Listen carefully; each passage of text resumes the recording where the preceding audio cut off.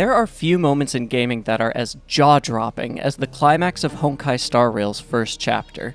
In addition to igniting the dramatic tension in the story like any climax should, it uses the soundtrack to loudly subvert and exceed expectations in a way that brings player emotions to new heights. Because of this, the final track, Wildfire, is strongest when we haven't heard it before or in a long while, and this makes it difficult to study the track without ruining it. What's the point of understanding something in depth when that level of familiarity prevents you from fully enjoying it? So instead of delving into all the ways the Chapter 1 climax makes its mark, we're only going to examine the subtle things that it does. That way, when we play the tracks at the end, you'll be able to combine that awareness with the more obvious cool stuff as you hear it for the first time, or at least the first time in 20 minutes. And in theory, that should cultivate a really awesome listening experience. Hey, you want to be part of a fun experiment? Step 1 is to watch the rest of this video. There is no step 2. But we actually won't start with the climax sequence at all. In order for the ending to exceed expectations, we need an idea of what expectations the rest of the chapter gives us. So we're going to begin with some of the Chapter 1 storyline, as well as its soundtrack, which definitely isn't named after a popular unfinished book series. I don't think it's correct to say that winter is coming. In Honkai Star Rail, you play as the newest member in a group called the Nameless, a band of do-gooders who fly about the universe like an astral Mary Poppins, stopping global catastrophes before moving on to the next world. These catastrophes are always caused by one of these cancers of space-time known as Stellarons, and the goal of each chapter is to find the Stellaron and make it not be there anymore. In Chapter 1, you're trying to extract a Stellaron from the planet Jarilo VI.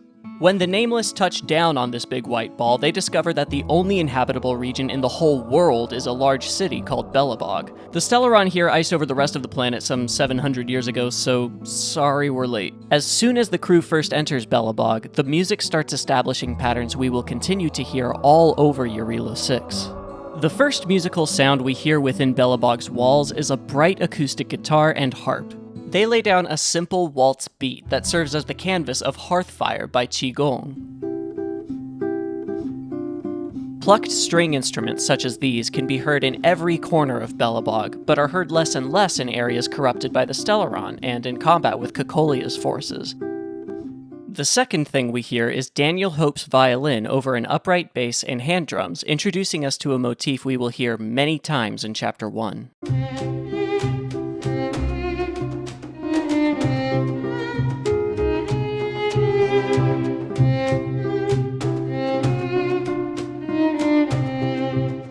It doesn't always go exactly like that. Here it is later in the track with a major third thrown into the mix.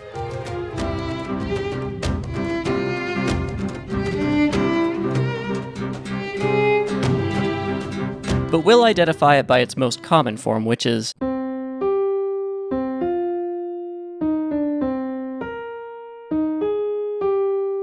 we're using numbers instead of note names because the notes can change, but as long as they're always about the same amount higher or lower than their neighbors, they will be easily identifiable as the same motif. The number 1 refers to the first note of whatever scale is being used to write the music. In this case, that scale is C minor. This note is also called the tonic, and it serves as a home base that the music can venture from and return to, as heard very clearly in this motif.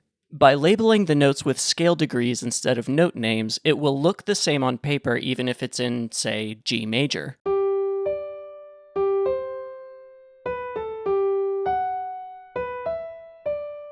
As you're already beginning to see, this motif is really flexible. It's energetic on violin, but listen to how tender it becomes on harp later on.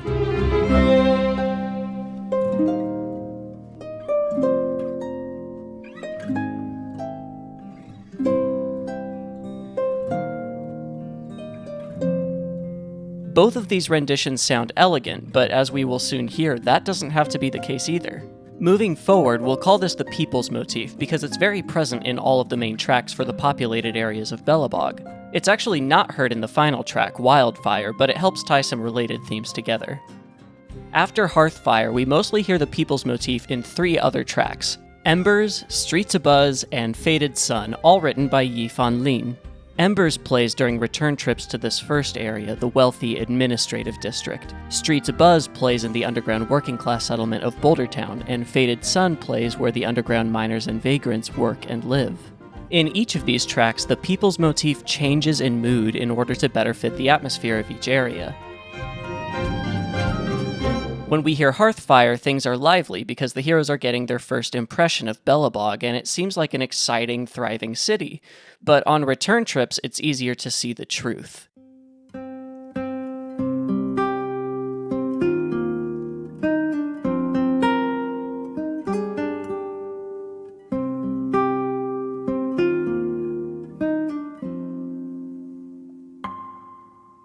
These people feel directionless and are running out of hope.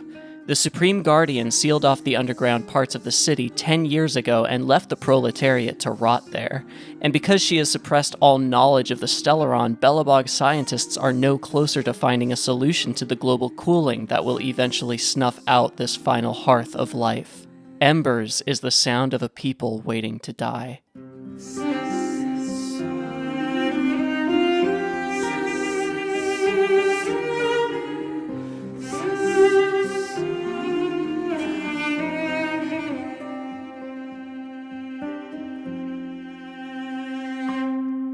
But deep underground, the other half of Belobog doesn't have time for existential dread. They're hard at work earning enough to feed and protect themselves and their families.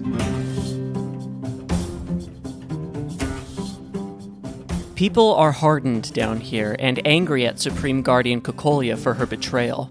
The residents of Boulder Town long to see the sky again and to show it to their children for the first time. So long as they have that purpose, they can find the strength to hold on for one more day.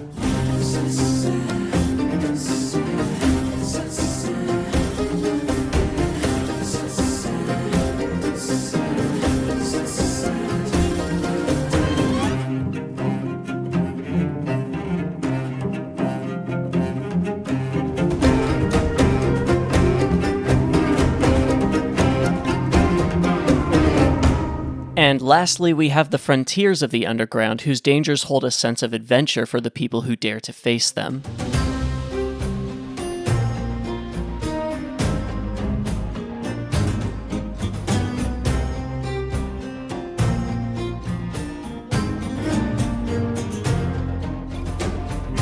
I'm willing to make the claim that this motif represents the people of Belobog, or perhaps the will of those people.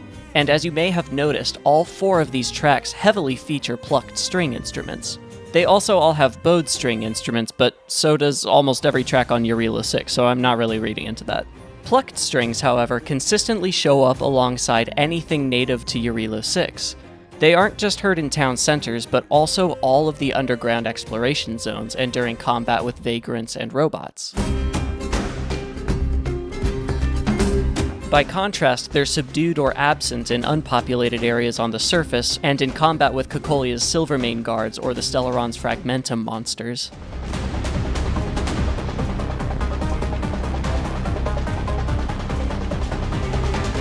This connection isn't as strong, but I believe plucked strings represent the natural state of Jarilo VI, none of that ice and Stellaron stuff. And by extension, I think plucked strings represent fire and warmth, since there is pervasive fire and ice symbolism in both the track names and the Chapter 1 storyline. Plucked strings are indeed very audible in every track with warmth or fire in its name, and the voices of this family of instruments are often described as being warm. Now is probably also a good time to mention that Wildfire, the name of the big climactic track at the end of the chapter, is also the name of a vigilante group in the underground that assumed leadership once Cocolia pulled all personnel topside. So the people's motif means the spirit of Belobog, and plucked strings mean fire and life on Jarilo VI, which are basically synonyms.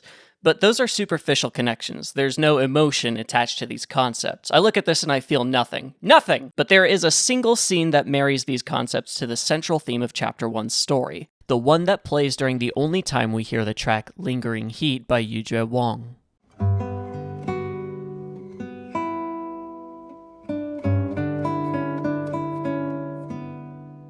At this point in the game, you're helping Zila, a central figure within Wildfire, scavenge for medical supplies that she knows are cached somewhere in the empty streets of Rivet Town. With you is Branya, Supreme Guardian Cocolia's daughter, who isn't supposed to be down here and has learned more about the underground in the past 10 hours than the previous 10 years. But when you all get to the cache, this little twerp has beaten you to the punch. Even though he's clearly afraid of Zila, he stands his ground and tries to sell the supplies to you. He has a sob story about his sick dad, and frankly, it sounds like he's telling the truth. But Seele knows he has a long history of thieving and thinks this is probably just another scam. Bronya isn't troubled by this. With no cash on hand, she gives Eric a medal worth far more than his asking price, even though it's clearly a treasure of hers, and she just makes him promise to stop stealing.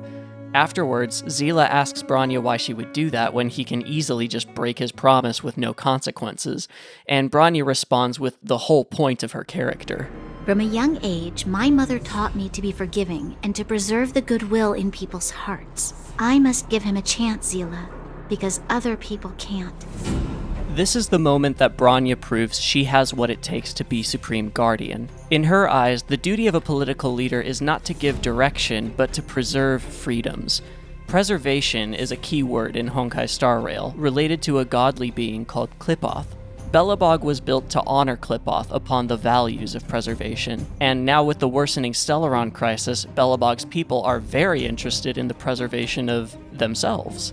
But just preserving the people isn't enough. Bronya recognizes that she must also preserve the qualities within them that make them worth saving. Case in point, there's no reason to think Eric is a lost soul destined to be a menace to society. But there's also no reason for people like Seele to give him any more chances not to be. They literally can't afford to give him the benefit of the doubt, because if he is lying, they'll have lost precious resources with nothing to show for it. But Bronya can afford to help Eric, and she must, even though it might not change anything. Because by doing so, she preserves his ability to change everything.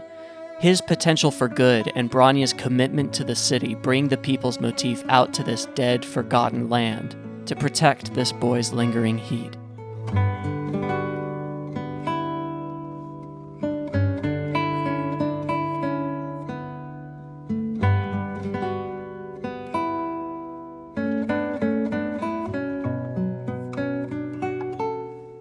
Bronya's idea of what a leader should be is what ultimately pits her against her mother, Supreme Guardian Cocolia. The reason Cocolia is so messed up is that her mind has been poisoned by the Stellaron her entire adult life.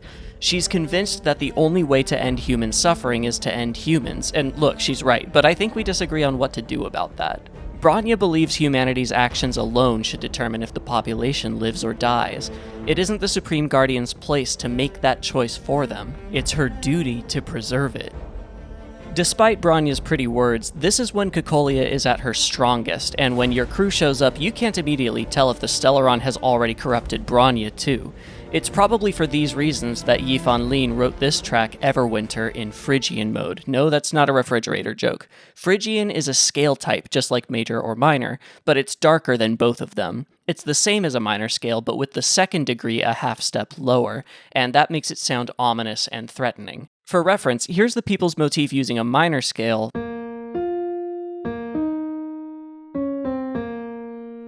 versus a Phrygian scale. And here's the Phrygian Everwinter.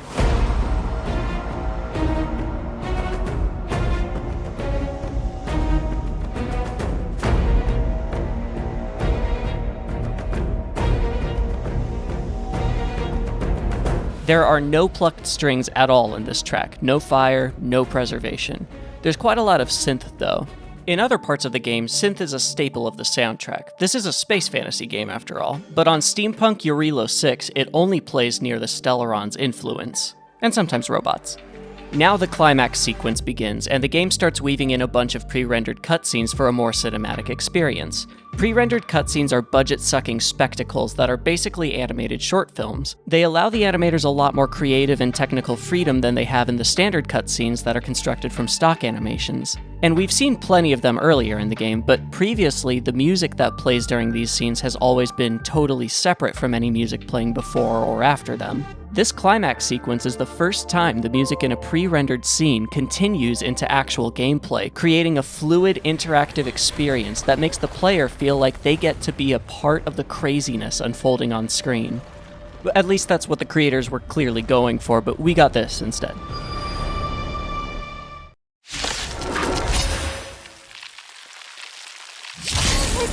This robot's 1,000 times bigger than Svarog. Keep going. You're good. You're good. I'm glad the creators tried this, truly. MiHoYo has always been eager to push the limits of what we expect from free-to-play gacha games like Star Rail, and this is an exciting step in an ambitious direction. I live for moments where the soundtrack lines up with on-screen events, so I can't wait to see them try this again in a few years when they actually know how to do it. For now, they're asking the game to do something it isn't meant to do. Honkai Star Rail was not built to wedge big emotional cutscenes into the gameplay. It was built to have parts where you run, parts where you fight, and parts where people talk, turn, and walk, but never at the same time.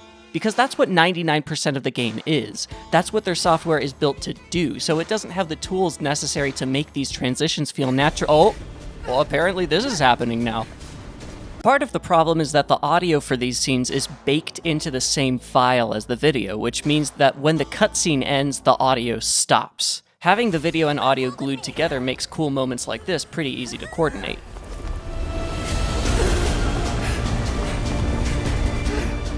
But it's also why we have those horrid gaps of silence when the battle scenes are loading. You know what my favorite part of video games is?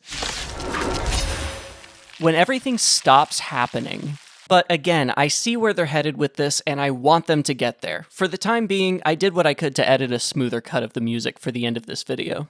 Anyway, there's a boss fight going on. This track that plays at the beginning of the battle is called Frozen March, and even though it's minor again, not Phrygian, I still think it sounds really threatening.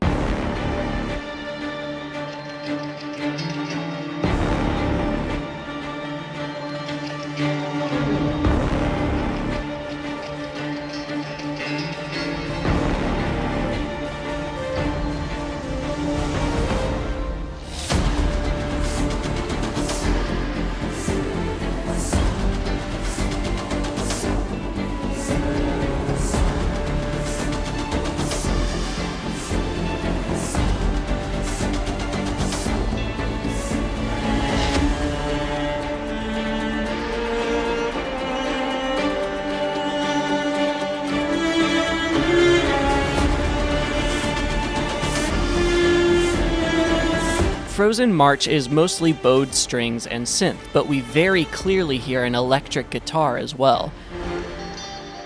We've never heard an electric guitar on the soundtrack before. It's a juiced up form of the plucked string sound we associate with fire and preservation. And it's the first time in a while we've heard plucked strings at all. The stakes are ramping up and our heroes are gaining momentum, but it only plays here and there in Frozen March. Cocolia still appears to have the upper hand and also the larger one, but those embers of hot, righteous fury are starting to flare up. So you fight some Fragmenta monsters, and then you stand very still, and then you don't stand very still, and you make it up to Cocolia just as the Stellaron turns her into this, and wow, she's showing a lot of... Well, I guess it's fine, because it's space. I'm gonna go to space. And then she kills you. But it's okay. You wake up in this void and catch glimpses of Cocolia's past life falling apart. During this, you listen to the track Fate, which is mostly soft synthy sounds. Further into this void, you meet this sort of avatar that's an amalgamation of all the Supreme Guardians before Cocolia in the form of a young girl, because of course it is. They lament that everything sucks now, and they're tired of watching their people fight for survival and slowly fail, and they're just ready to call it quits. And you're like, I'm not. So they say fair enough and tell you to grab hold of Qlipoth's Lance of Fire and see if they will honor your plea to return to life in their name. And then you literally take the Fires of Preservation into your hands and hear this.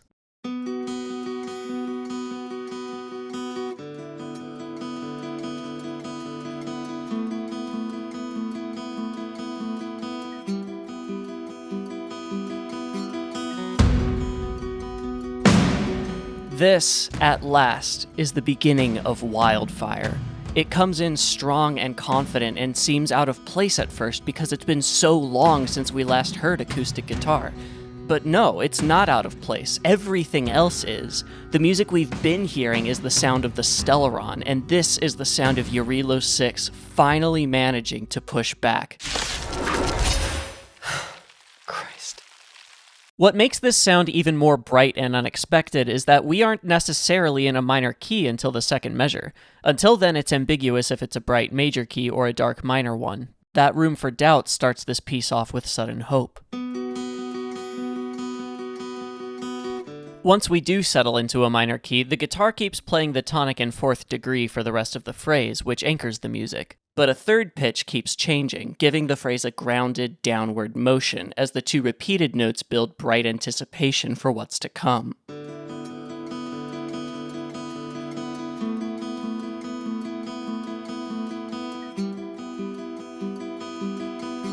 Next, the guitar repeats itself and the drums come in with the reverb cranked up to 11. In a textbook rock beat, kick drum is played on counts 1 and 3, and snare is played on counts 2 and 4. At the top of Wildfire, that pattern cycles at half speed. Again, it's a heavy, grounded sound, and the reverb gives it a profound aura. Given the story as context, it says, "This is our last stand."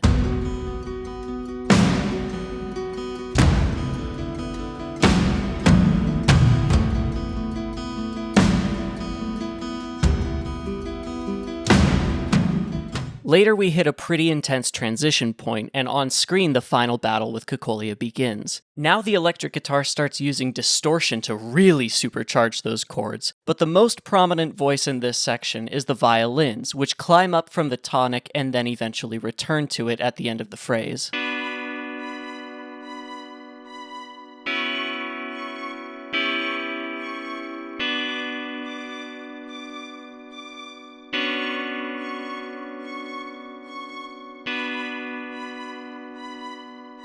However, the second time through, the violins don't back down. They pause at what was previously their highest point, and then manage to push even higher. You might think I'm getting overly poetic with that description, but since this pause coincides with the first major chord in the song, no, I don't think I am.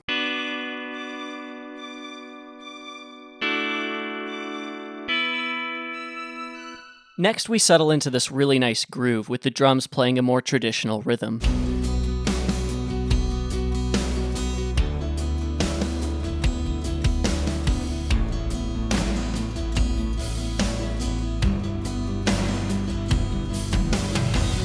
But all this so far is just setting the stage for the second half of the battle. Once Cocolia launches this attack, we arrive at the final form of Wildfire. So it sure would suck if it came in the form of a lazy crossfade, which is what it does. The version you'll hear in this video handles that part a little differently. This fight isn't fixed for the player to win, but emotionally it feels like it is because of how triumphant the music is. And in addition to the powerful instrumentation, the chord progression for this section is largely responsible for that effect. Although we're undeniably still in a moody minor key, most of the chords in this track are major or suspended, the latter meaning they aren't major or minor.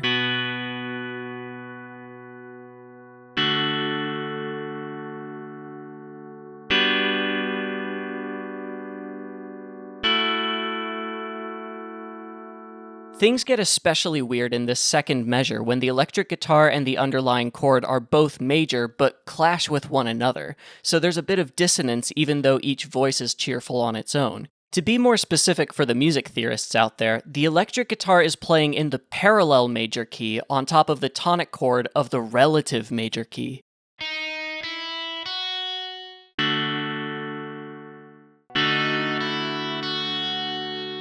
What keeps this in Wildfire's key of B minor despite all the major stuff is the fact that the phrases of this section begin and end with B chords, which firmly maintain B as the tonic pitch. For simplicity's sake, we'll say that means the music is either in B major or B minor. Of the two, the notes in the B minor scale are used much more frequently in Wildfire, so that's what key we're in, B minor. And look, even if I just completely stopped making sense, the effect is the same. With everything put together, we get something beautifully optimistic because of the chords, still tinged with the gravity and anger of the scene because of the key.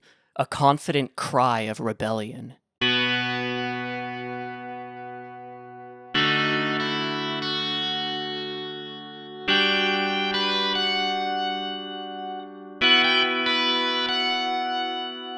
I especially like that electric guitar line. Half-step resolutions like these two can be really emotional, especially in the upper range of an instrument like this. Here it produces a dramatic wail that keeps the stakes high and the emotions raw.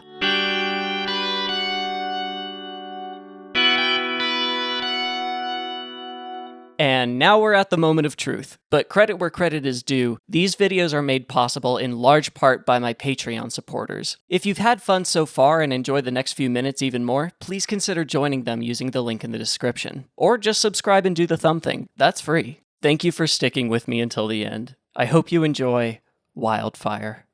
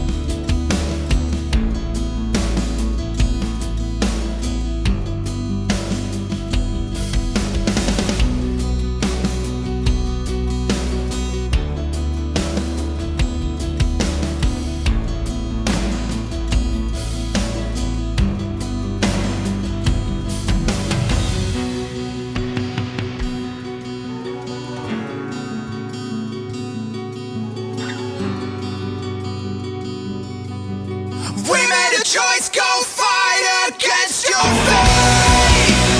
Pain will come with the blade.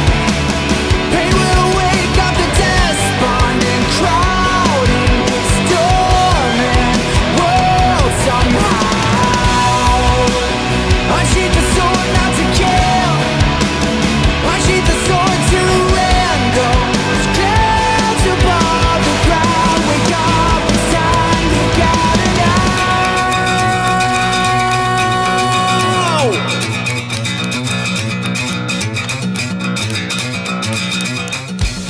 The song Wildfire is the flare of a flame that has been sputtering for 700 years.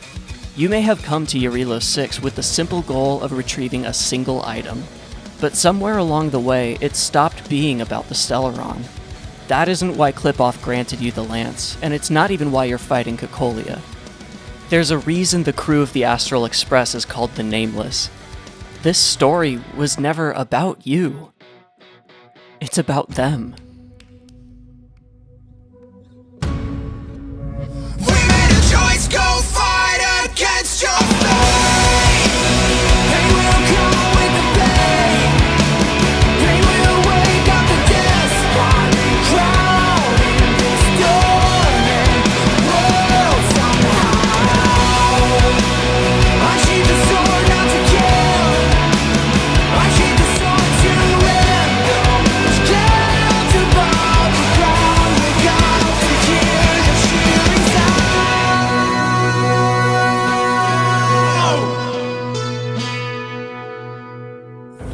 Let me go. I gotta... The Stellaron promised us the future.